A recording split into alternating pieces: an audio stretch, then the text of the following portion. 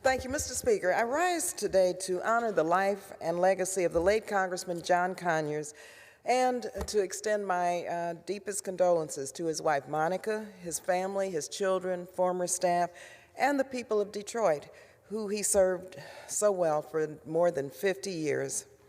Congressman Conyers was a tireless advocate for racial and economic justice and an ardent defender of civil rights.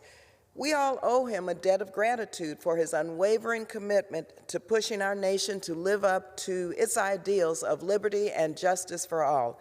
That is his legacy. I met Congressman Conyers during my time as a staffer to our beloved late Congressman Ron Dellums, who was also a co-founder of the Congressional Black Caucus with Congressman Conyers. They were very close friends and worked together on many issues, including the establishment of the Martin Luther King Jr. federal holiday. I always remember staffing the many meetings with Ron, Congressman Conyers, and the legendary Stevie Wonder, who worked with us as we planned our outside-inside strategy for the holiday legislation, and it worked. John believed in our democracy and the power of the people. He recognized that the only way democracy can work is with the input, vision, and the voice of the people. Congressman Conyers stood on the front lines of the fight for so many important issues during his time in office and was co-sponsor of the Voting Rights Act of 1965. I probably wouldn't be standing here as a member of Congress had it not been for Congressman Conyers. As a co-founder of the Congressional Black Caucus, he focused the nation's attention on racial inequality and injustices faced by African Americans around the country, from inequity in education to poverty to mass incarceration. He stood up for those who needed his advocacy the most. Of course, when Rosa Parks fell on hard times after refusing to give up her seat on a segregated Montgomery bus and what launched the Civil Rights Career, John hired her to work in his district office in Detroit, where she worked until she retired in 1988.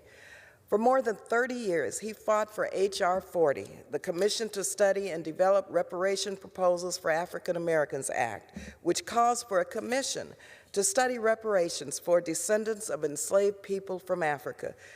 Congressman Conyers, Chairman Conyers, he was masterful, drawing a connection between the historical injustices faced by African Americans and the present-day inequities experienced in our communities. I am so proud to support H.R. 40 today and to continue his work. And in his honor, I hope that my colleagues support Congresswoman Sheila Jackson Lee's efforts to take H.R. 40 over the finish line. Congressman Conyers was a progressive champion who fought for all of us. He was an early supporter of single-payer health care. I believe the bill was H.R. 676, which I was proud to co-sponsor. He fought to ensure that every American has access to quality, affordable health care. He fought to protect our safety net so that folks who needed a helping hand, no matter their color, can keep a roof over their heads and food on the table.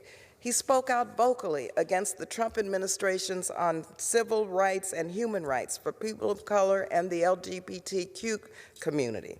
Indeed, though Congressman Conyers represented Detroit, he truly fought for all Americans and earned his affectionate name of America's Congressman. Also, John formed the Poor People's Caucus in the House of Representatives, where he encouraged members to speak out for the poor and low-income folks. In his memory, let us fight for the most vulnerable Americans. Like our friend Congressman Elijah Cummings, who we recently lost as well, Congressman Conyers' legacy and impact will live on, though he is no longer with us. His legacy should continue to inspire us to keep up the fight for justice and equality, which he dedicated his life to.